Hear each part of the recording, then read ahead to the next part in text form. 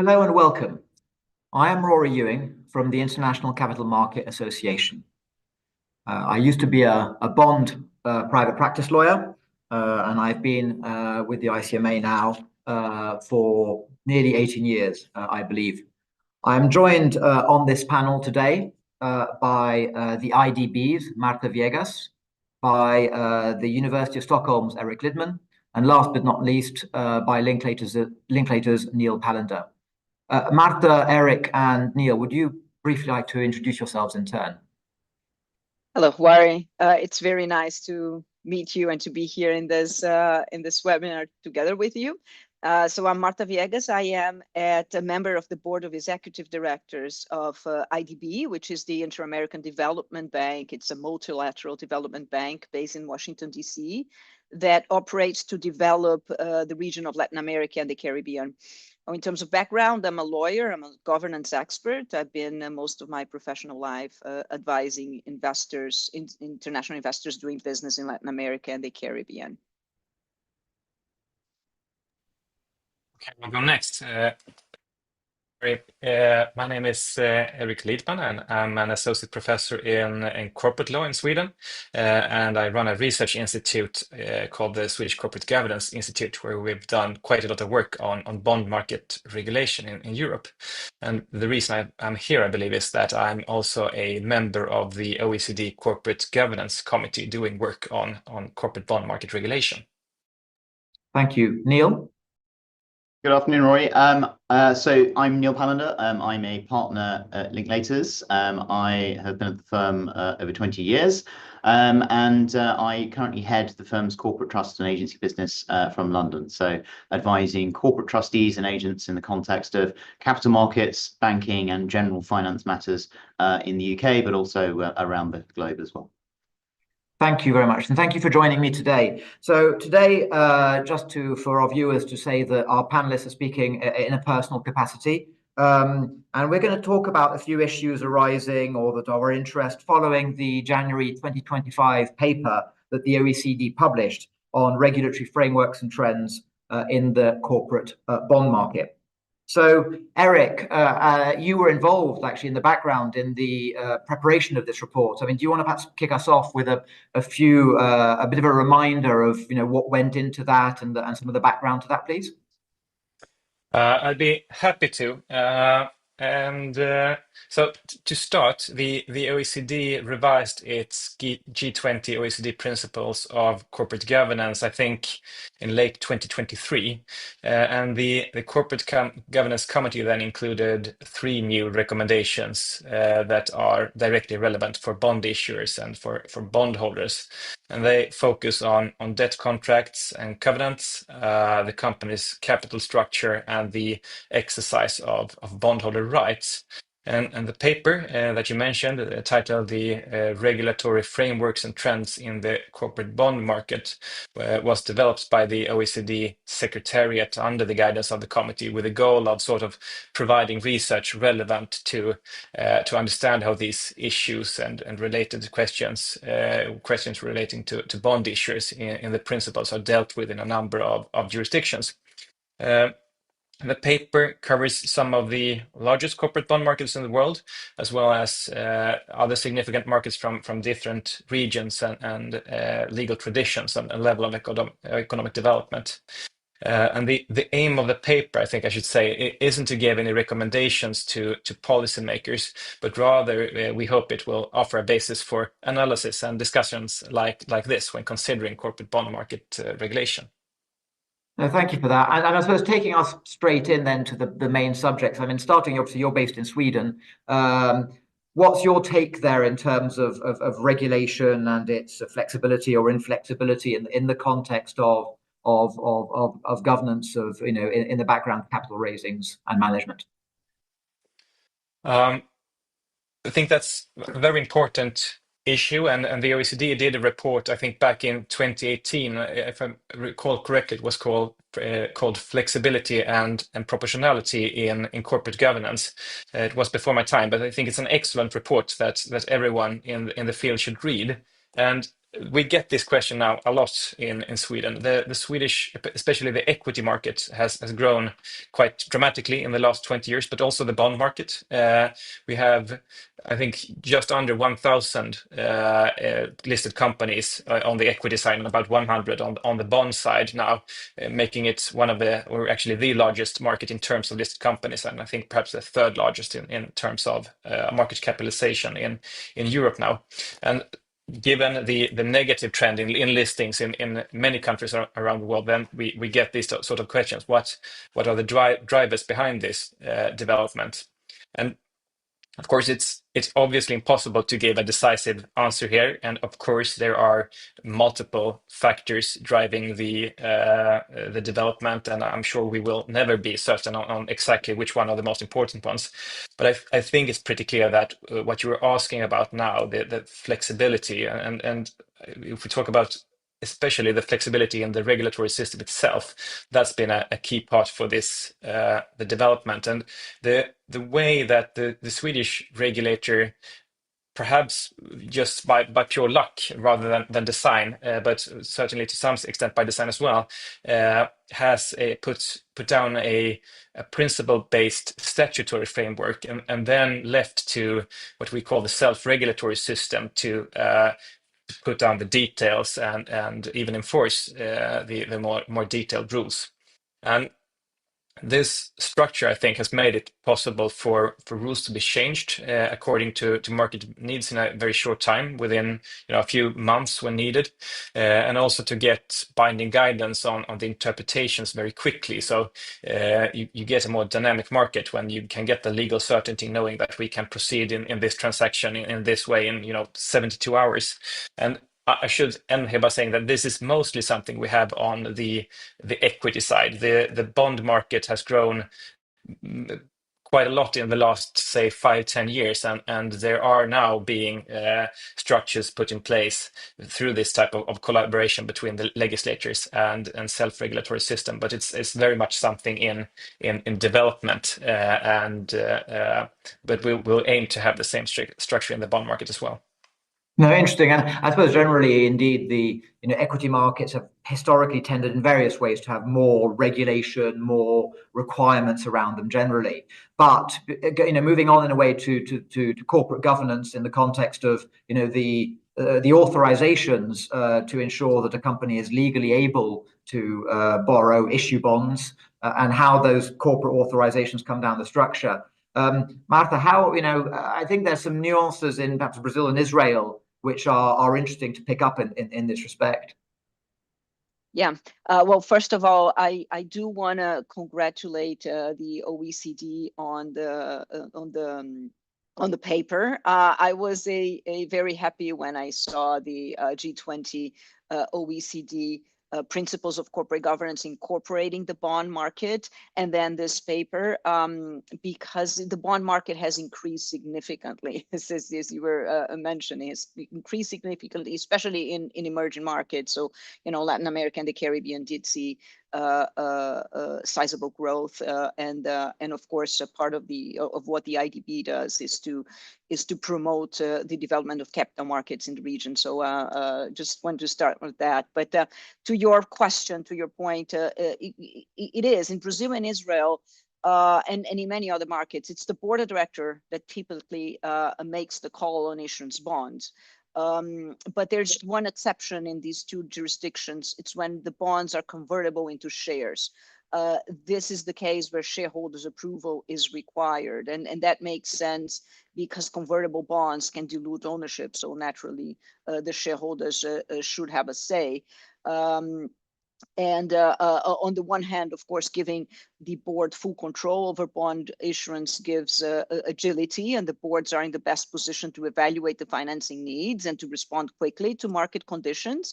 But on the other hand, when a decision significantly alters the shareholder rights, which is the case of convertible bonds, also those two jurisdictions require involving shareholders directly. But at the end of the day, what's most important is the transparency. If the boards have the authority to issue bonds, there should be strong disclosure and governance practices in place, so shareholders and investors have a clear picture of the company's financial position and the risk exposure, and that ensures a good governance balance. Thank you. I mean, it's interesting sticking with the idea of transparency, because obviously one of the elements of good governance is transparency more generally. And once you have bond issues that are out there, there are certain expectations. Certainly, if they're public markets, there's certain expectations of transparency. In fact, actually, that might even sometimes private arrangements maybe go there too. I mean, what are your thoughts in terms of, we talk about equity already, with Erik versus equity versus debt.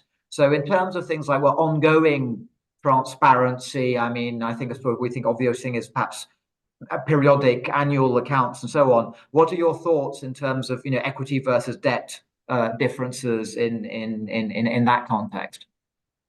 I think, well, in most markets, the companies issuing bonds have disclosure requirements that are similar to those of publicly traded issuers, especially if the bonds are publicly traded, right? And the idea, it's again, transparency to protect investors. But when the bonds are exclusively traded by institutional investors and the sophisticated, the pension funds and the insurance companies and the other, sophisticated type institutional investors, then the regulators can ease up some of the ongoing disclosure requirements. And again, I'll mention the case of Brazil. So institutional investors, institutional investors, they do have the resource, the capabilities to conduct their own due diligence. They don't rely as much on standardized public disclosure as retail investors do. And so, the case of Brazil, the companies registering its issuers of only debt securities. They don't need to make the disclosures a part of the disclosures that are required for listed companies in the annual form regulation. And the disclosure requirements, they also vary. The level of review by the regulator, they vary if there's a public offering, or if these private placement, or in the case of the type of a security being issued, is equity and debt, or the issuer and the targeted investors. So, of course, there's a trade-off. A lower disclosure requirement would limit the transparency. They can increase systemic risk. But when institutional investors are involved, they tend to detect any financial distress early on. So I think it's a very smart approach to reduce redundant disclosures for sophisticated institutional investors, but keep them for the retail bond market. No, I mean, indeed, I suppose that, and certainly just coming from my perspective, seeing things in the international markets where, particularly if the issuers are coming from different background traditions, different accounting standards is one that occurs, that having to have them translate their accounts into the investors' home jurisdiction accounting standards, when those investors are institutional investors. I mean, that's an obvious example of something that indeed you'd think an alleviation would be worthwhile. I mean, obviously you've mentioned periodic ongoing disclosure. I suppose we also have companies are subject to ad hoc, usually a disclosure as well. If something material has happened, they're obliged to announce it, usually due to stock exchange listing rules. But that's something that's also, I suppose, an aspect to bear in mind. And I suppose there again, going back to Erik's point on equity versus debt, what counts as significant in a debt context, is not the same as an equity context, or rather, you're likely, I suppose, to have more sensitivity in equity than in debt in that aspect. So I suppose moving on to, we've talked about, the run up towards, bond issuance, the authorizations, the structures. We're talking, a lot of focus on investor protection. And I suppose one of the structures, an obvious structure that one thinks of in the context of investor protection is trustees, the idea of what trustees do. Now, I suppose some people may not always have a full understanding of what a trustee is or does. The term is, I suppose, very familiar for a lot of people, but actually it's not necessarily quite as obvious. It can be quite technical and it can vary between jurisdictions. I mean, Erik, some thoughts on that, your end? Yeah, sure. Thank you. So starting with where you were starting here, what constitutes a trustee? That's obviously it differs from between jurisdictions, but let's for now say that we're talking about someone that's sort of an agent with the responsibility to act just like that, so an agent or representative of the bondholder collective in a bond loan to some very, very slight extent, similar to the board of a company with a much more limited responsibility. But for those unfamiliar with the term, that might be a helpful heuristic. And as with all agents, of course, there is a risk for principal agent costs and principal agents problems. There may be classical agency costs here, which I don't think we need to talk about, the one that we recognize from the economic literature, but also certain agency costs that are perhaps more particular to the corporate bond market and corporate bond loans. Because in many markets, the trustee will be appointed by the underwriter or most commonly the issuer and be paid by them as well. And of course, this is a repeating game for these actors as well, that they want to be appointed again. And the trustee may therefore have a pretty good reason to stay in the, so to say, good grace of the issuer at least. So here you see the fundamental theoretical problems. The trustee is supposed to act in the interest of the bondholder, while often being appointed and paid by the counterparty to the bondholder. And there you have a potential conflict of interest. And I'm sure that we can generally trust business ethics of most trustees out there. There are professional banks and other financial service providers, but it also seems prudent as a regulator to think about safeguards here, not only trusting the business ethics in the market. And here there are different solutions to think about. In some jurisdictions, which I hope Neil will say something about, you have fiduciary duties and you have trust law. In the US and the UK, of course, and then in other jurisdictions, and in which the ones I'm aware of are in continental Europe, like in Germany, there are more tailor-made, specific, detailed rules regarding the kind of the processes to tackle these conflicts of interest for trustees. And I think from my perspective, the important thing here is for regulators to be mindful of the potential conflict of interest, and that there are some form of safeguards in place for bondholders, either specific ones or general ones, depending on your national governance system. And I think I'll just leave it at that. No, thank you for that, Erik. And I'll say, having myself once been, in the French context, appointed as the representative of the mass, luckily I didn't actually end up having to do anything, but it's a worry I had in the background. And certainly as a lawyer, I always believe that in one way or another, when things are that important, you need there to be some element of a rule in some way, whether it's regulation or underlying law that works. So, I mean, Neil, anything you've got to add on this at this point? Sure, yeah. I think I'll pick up on the phrase there that Erik used, fiduciary duties. That really is key in terms of the concept of a trust. In fact, one might even refer to the beneficiaries of a trust, and in a bond issuance, that's the bondholders, as the fiduciaries. So a trustee will be in an English and New York law context, and I'm sure others as well, legally bound effectively to act in the best interests of its fiduciaries. Over and above that, there will be detailed provisions in the context of the constituting instruments, so usually a trust deed or indenture, which set out the relationship between a trustee and its bondholders, and the terms of the trust, and the duties which flow between those two actors. And of course, that is distinguished in many ways from the sort of the agency structures that one sees in the market. So fiscal agency structures, we wanted to touch upon those. In that context, you genuinely have a proper legal agency relationship. There, the instructing principal is the issuer. A fiscal agent is the issuer's agent and takes instructions from his principal, i.e. the issuer. And there are no fiduciary duties to bondholders. In fact, those are actively excluded in Euromarket bond documentation.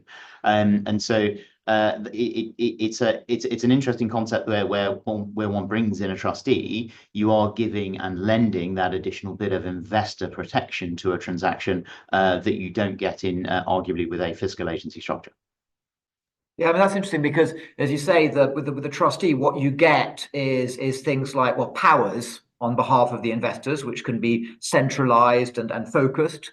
And I suppose you also sometimes you have custody type ownership aspects as well. But the same time, the powers also with the fiscal agency, because they take their instructions from the issuer, usually what they do is very basic, passing information from one place to another, physically, or running meeting provisions, but there's not much discretion in there in play. So in terms of practical usage, where people end up with trustees versus no trustees or fiscal agency, or even sometimes the amount of work that the trustee is expected to do. So you may still have a trustee, but in some cases the trustee may have very significant powers, presumably at higher cost. In other cases, more limited powers, a spectrum towards effectively an agency aspect. So in different, market environments, when would investors, really have need for a more significant trustee versus, market environments or market segments where perhaps investors might be, less concerned about not having a trustee, versus obviously on the other hand, what's the issue? Because the issuer aspect is it's cheaper perhaps one way versus the other. Yeah, I think that's right. I mean, certainly as a highly rated issuer who was issuing investment grade, plain vanilla debt, you can certainly see the attraction of an administratively simple, if you like, fiscal agency structure.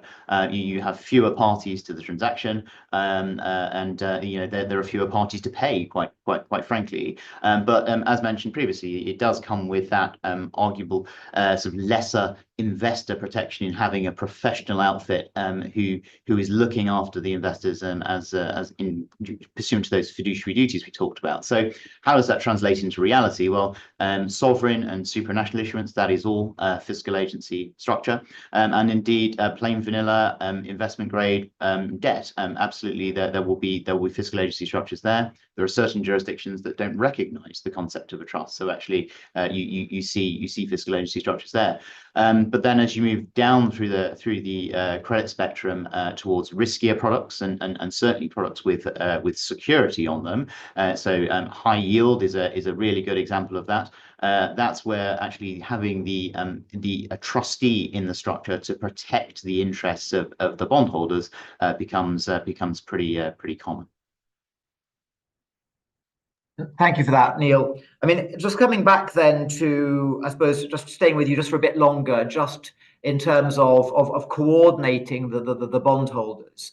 At one end of the spectrum, you have, you could just simply have, what are the challenges if there is a problem in terms of communicating with investors? There is, I'm thinking, coming in out, we've talked about the issuance, getting the issuance out there, the ongoing transparency. I'm thinking more now there perhaps may be a financial problem with the issuer. There is a relatively urgent need, even potentially, to trigger a restructuring, to get bondholder feedback, bondholder consent.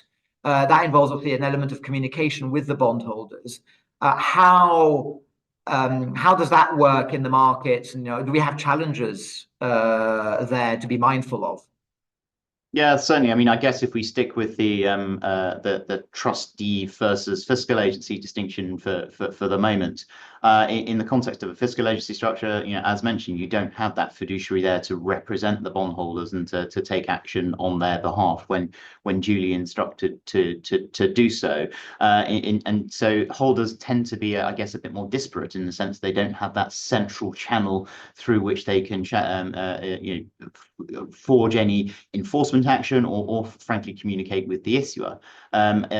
The fiscal agency structure is also subject to a deed of covenant. It's a very short document, but a pretty complicated one, which purports to give holders within intermediated clearing systems rights directly to take action against an issuer. That sounds good in practice, but the clearing system structures that we have in the modern world are deeply intermediated. There's lots of levels of custody and sub-custody. So it can actually be very practically challenging for holders at the end of the chain, those who are economically entitled, actually to enforce their interests outside the context of having a trustee. And so having a trustee and being able to instruct that trustee to take action in accordance with the terms of the trust deed is actually a lot more efficient and better on both sides of the table. If the issuer is wanting to get a proposal across the table, it needs to do so in conjunction with the trustee and the bondholders, and is more easily able to do that in circumstances where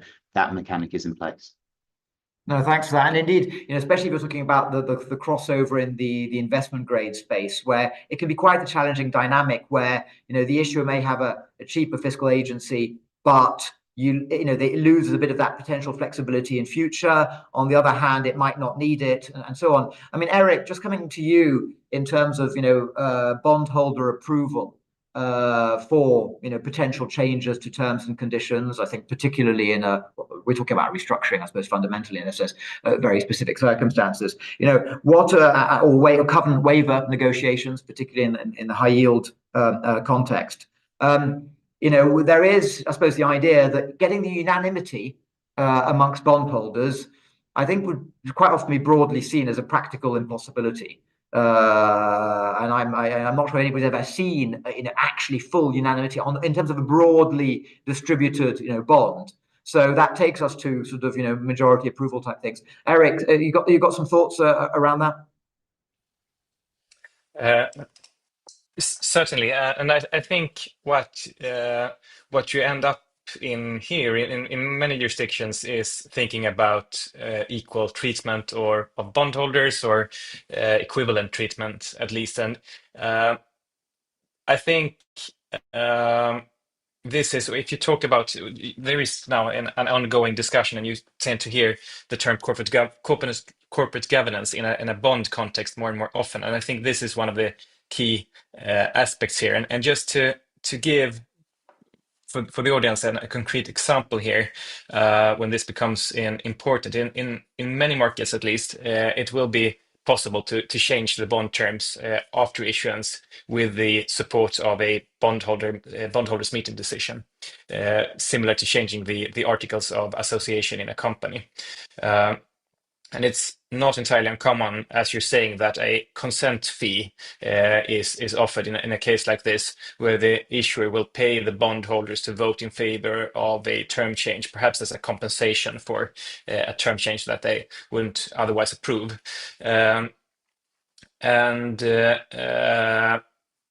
This is obviously gives rise to issues if it's allowed without any restrictions at all. For instance, let's say that I'm an issuer and you are the largest bondholder, holding, for instance, 60% of the bond loan. I should probably, as an issuer, not be able to go to you and say, hi, I'm willing to pay you a fee of X% of the loan or X% of the interest rate if you vote in favor of a term change that you otherwise might find undesirable, thereby forcing the change without the other bondholders getting a say, really, or even giving the other bondholder the compensation for the loss they incur. And there are a number of problems like these, both in relation between the issuers and the bondholders, and in between the bondholders as well, what we sometimes now call lender-on-lender violence. And same as with the previous thing we discussed here, that I think the important thing here is for policymakers to be aware of the issue and make a sort of an inventory of the problematic situations that can arise under national law. If you are, for instance, a Anglo-American law country, much of this will probably be handled via the fiduciary duties and trust law, but you have to think these things through and find solutions that fit in your national corporate governance framework. No, indeed. I think you're right, even beyond the things like let's say the trustees' role specifically, but even from the issuer's general perspective, hopefully most sophisticated jurisdictions would have, as part of their laws, concepts of equal treatment of creditors, generally, like for like and so on. Obviously, you mentioned the sort of lender-on-lender violence, creditor-on-creditor violence. That's somewhat more newer development. I mean, it's not new, absolutely, but more challenging to manage up front. I mean, just coming back, and I'll pass it to Marta. And in a way, we've already touched on this a bit about the communicating with bondholders, and Neil touched on that a bit. I mean, you've encountered this in South America, South American context a bit as well. I think specifically some challenges in terms of reaching out. Exactly. So, moving from your conversation with Neil, in the restructuring context, the bondholder coordination can become a major challenge. Bonds can be widely held. It's oftentimes not a central bond holder registry in the market. You talk the issuer may have a custodian, but then there's many layers in the custodian chain to send information around. The service can vary significantly. So yeah, that can make very difficult for issuers to communicate with their bondholders and for bondholders to coordinate among themselves. And then the negotiations can become very fragmented, and that can delay and complicate that resolutions and trigger what Erik just mentioned about the creditor violence. And another challenge is the enforcement of bondholders' rights, because the legal systems in emerging markets can be slow, and creditor protections may vary significantly. So I think it's strengthening the regulatory framework to improve communication between bondholders and issuers could help making that the restructuring process smoother. No, thank you. I mean, I think I'm going to come back to Neil on this, but there are three interesting aspects here, because one is obviously the efficiency of the communication with investors, does go to the practicality then of exercising creditor rights. It's distinct from the creditor rights, but it's in the background. And I suppose things like the intermediated custody chain, what comes with that, and there's an argument there actually in the way that majority voting provisions in a way are simultaneously investor protective as well as issuer protective, because leaving aside very specifics of lender on lender violence and concentrated holdings that might come in, if you've got a broadly distributed bonds, broadly speaking, I think people might think the majorities, because you're never going to get unanimity. If you don't get unanimity, then you've got paralysis, and then paralysis means everything ends up going really badly for everybody. So there's that, but I think there's also then the practicals and the background around majority voting. And if you've got some of the problems I'm going to ask Neil about in terms of intermediated custody, in terms of efficiency of notice, I suppose there's an extra focus then on ensuring that other processes in overall, in terms of notice periods and how much to hold meetings, virtual meetings, electronic consents, can help try and ease all of that off a bit. So Neil, coming to you, thoughts around the intermediated holding process, I suppose the voting concepts and in terms of thresholds, and how electronic technology, digitization can help, bring in efficiency on that and help compensate for some of the other aspects. Yeah, sure, Rory. No problems. I mean, I think that the first thing perhaps is just to explore intermediation. What does that really mean? Well, in very simple terms, it means that bonds are held in clearing systems. So clearing systems are banks, and there will be a series of account holders directly in those clearing systems, typically also banks or large financial institutions. But then below that, there will be multiple levels of custody and sub-custody before you actually get your end entitled bondholder that is economically entitled to the bonds and who owns those bonds. And the trouble with that structure of getting a notice from an issuer, so an issuer that is restructuring, possibly in distress, from the point of putting that notice into the system and it finding its way down to the appropriate decision maker at the end of that chain, for the decision then to be made and for the communication to come back up through that chain, that takes a surprising amount of time, even in the digital age that we currently have. And in the context of a restructuring proposal, if an issuer is tight up against covenant waiver deadlines or other deadlines that need the approval of creditors in order to buy a particular long stop date, that process, which is quite clunky, for want of a better word, actually can really foil an issuer's efforts to properly restructure its debt in an expeditious manner. So what has been done then, to the second part of your question, Ruari, to help address that? Well, around about, I think it's about a decade or so ago now, the International Capital Markets Services Association, the ICMSA, actually produced some template electronic consents wording.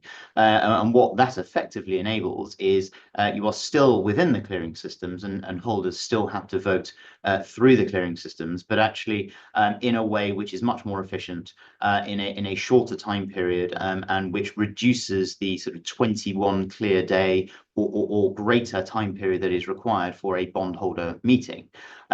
Naturally, that comes with a higher threshold for an issuer to achieve a pass rate of an extraordinary resolution. But what it seeks to do is reduce the time periods that it takes issuers to get a consent.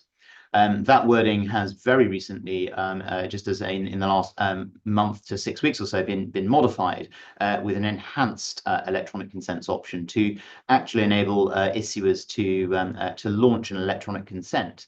Yet if that electronic consent fails in the first instance, so for example, because they didn't quite achieve the higher threshold, the electronic consent can effectively be automatically extended in order to synthetically replicate, in mathematical terms, the quorum and the thresholds that would be applicable at an in-person bondholder meeting, but without the need to actually hold that meeting at the end of the process. So all ways to try and make, say, a quite clunky and sometimes lengthy process a little bit more efficient, and to assist both creditor and debtor sides of the transaction.